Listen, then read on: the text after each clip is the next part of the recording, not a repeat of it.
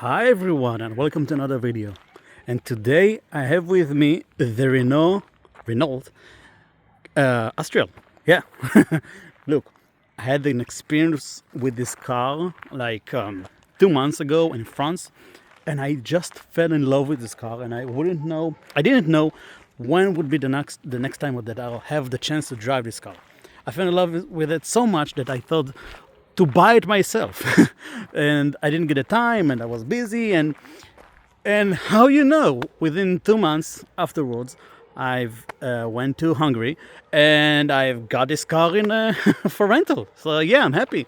In this video I'll tell you exactly why I like this car, what makes it so wonderful, and why I like it so much, why it's such a unique vehicle that I'm just fell in love with it. That's what I gotta say. Just fell in love with it.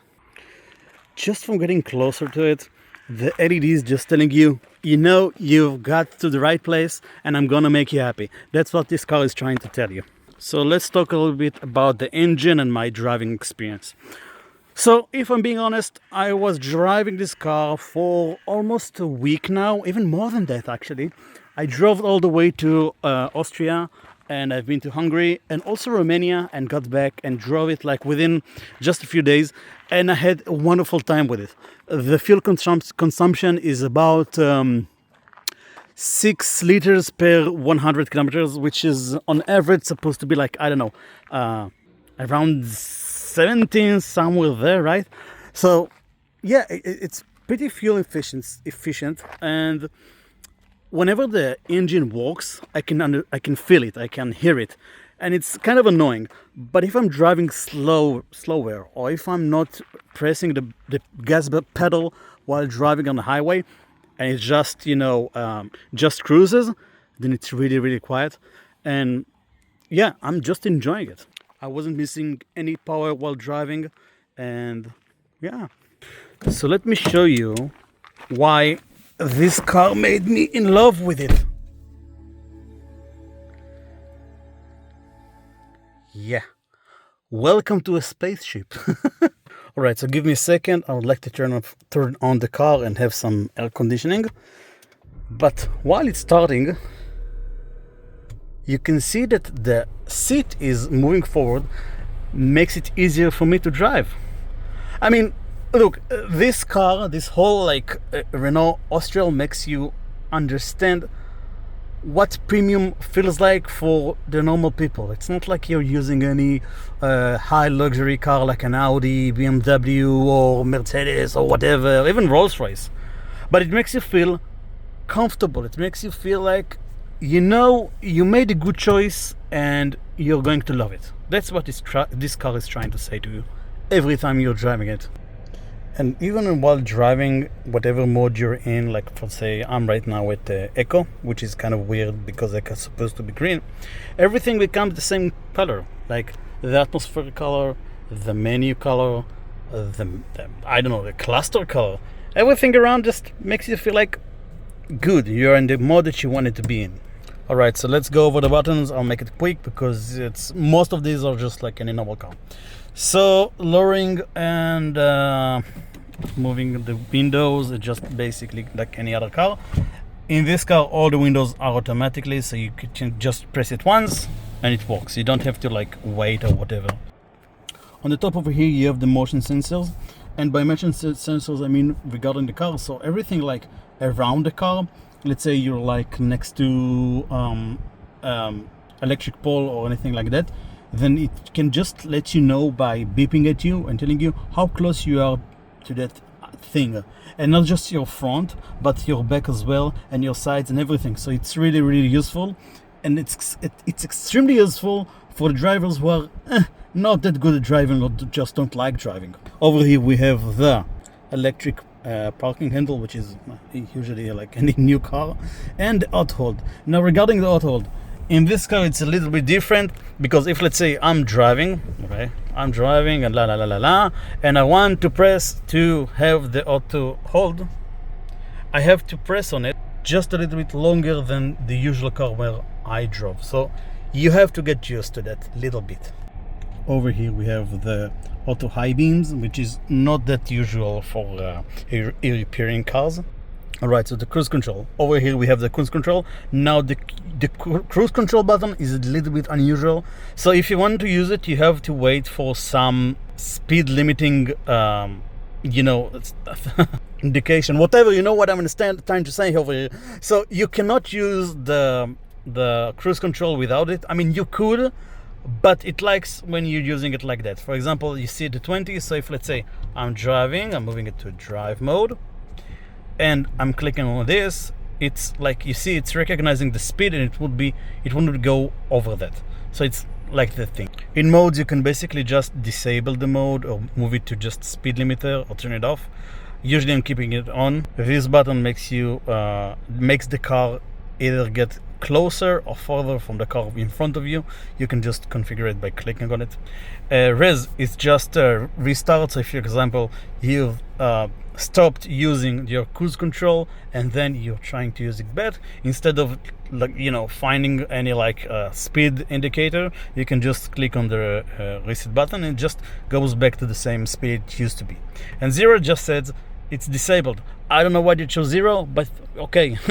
On the right there are several clickable items as well. So over here you can either answer your phone. Over here you can voice recognition. Over here you can say okay or turn off or whatever. Over here actually it's for the cluster itself, so you can change to some other things. For example, I'm clicking on it right now, it changes to like my fuel consumption. But if I'm clicking on it again by day, over here you can see the map.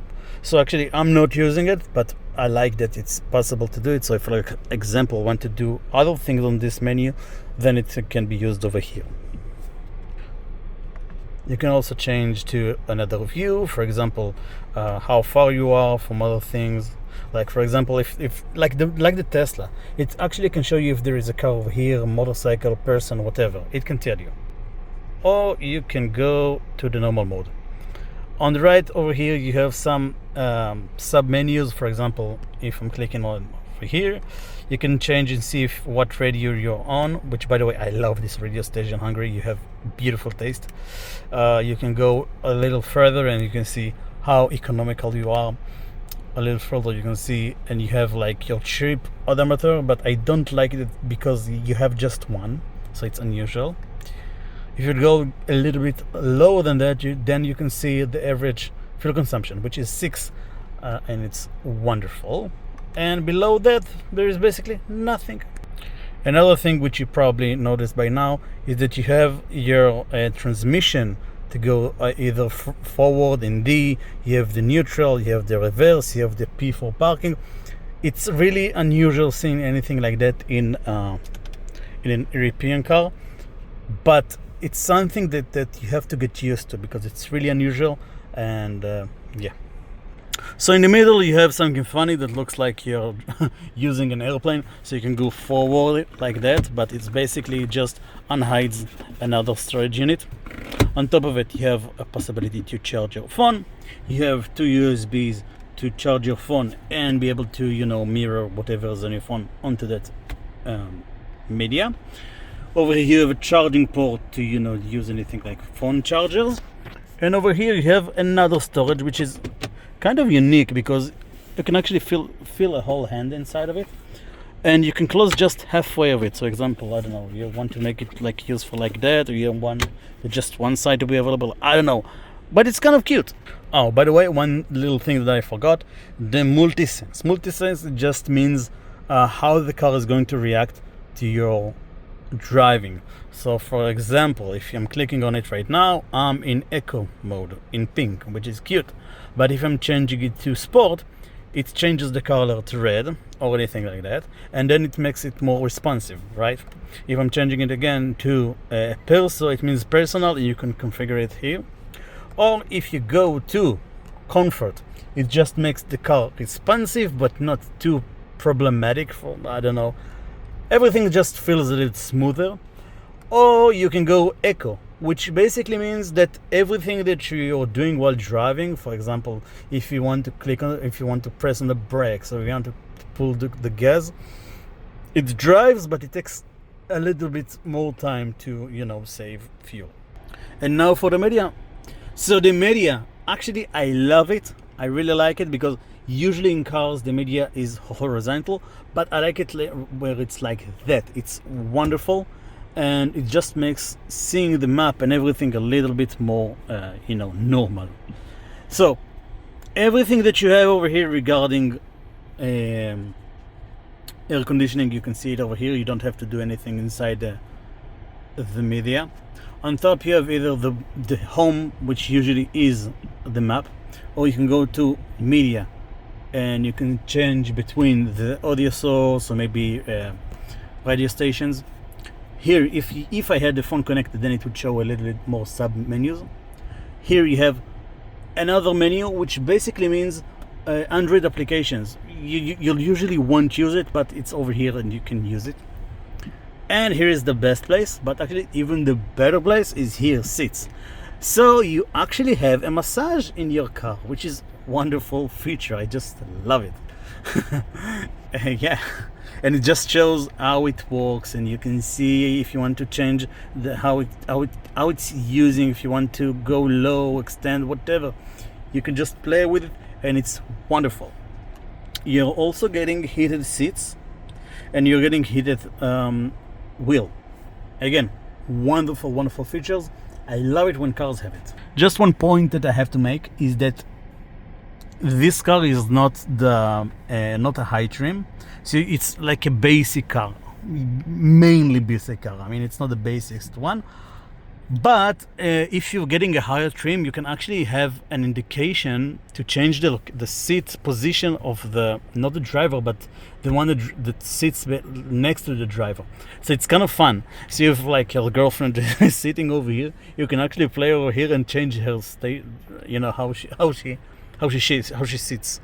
You can bend her. You can go forward, backwards. It's fun. Glove compartment is actually not that big, but it's fine. It's fine. On top over here you have your glasses, but there is a hidden feature over here. It's not just for glasses. You can actually put it like that, and then you can see anybody that's behind. So if you have kids, wonderful. Now let's go to the back seats and see how it is. So the door actually opens quite wide, not the widest, but it's fine. It's not the worst. In the back you actually have a lot of space for your legs. I mean, look how much I have. Not that big, but it's enough for me. So if I'm a kid, then your kid is going to love it. We have some LED over here, another one on the side over there. Leverage, to put anything you would like. You can actually even see the redness of the car from the inside, which is kind of cool. The seats are supportive and really nice. And as you can see, they are not just black, but they are also gray, and it's really comfortable. Now regarding space for the head, so actually I'm not that tall, but I guess that even taller people, like I don't know, 1.85 would be okay behind here. And now to the bagage. So the bagage, let's open it up. So it has a lot of space. So I actually taken luggage over here, like airplane luggage, and it was enough space for even 2 or even 3 of them to be put in over here. So it was like taken up until here, and you can actually put more things over there. You can maybe put a fire extinguisher over here, another thing over there. You have some things to pull, even more power output source from behind, which is kind of cool. Hangers and more things that actually I think it's flipping the seats backwards or forwards, so you can put even more stuff in it.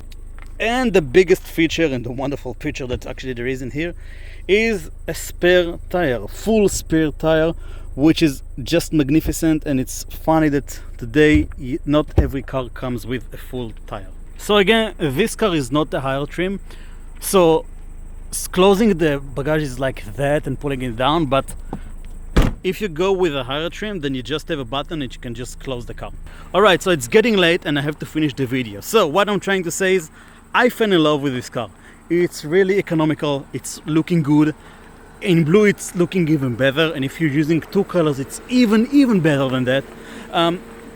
it just makes the whole experience feels like high quality, and you don't have to pay that much to use it or buy it. I mean, it's not that expensive, but you're getting my point. It's not like getting I don't know, again, BMW, whatever. So thank you for watching. I love this car. I wish I had one. If you have any questions, anything like that regarding the car, please do let me know, and I would love to answer them. I had a wonderful time with it, and I'm just waiting for the next time that any like leasing or rental company would give it to me.